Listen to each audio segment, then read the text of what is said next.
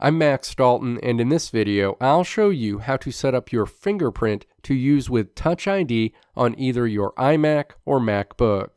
Step 1. Click to open the System Settings app on either your iMac or your MacBook. Step 2. Scroll down this menu and then click Touch ID and Password. Step 3. Navigate to the Touch ID section and then click Add Fingerprint. You'll be prompted to enter your account password. Step 4. Enter your Mac account password and then click Unlock. You'll be prompted to place your finger on your device's fingerprint sensor, which will be on the keyboard. Step 5.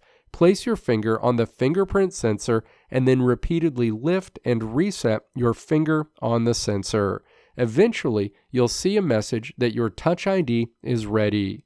Step 6. Click Done. You'll see a finger added to the Touch ID section.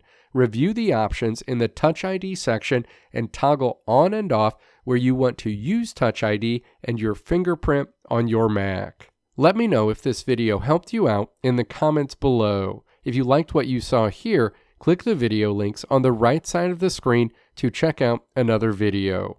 Or click the logo on the left side of the screen to check out my tutorial website at www.maxdalton.how.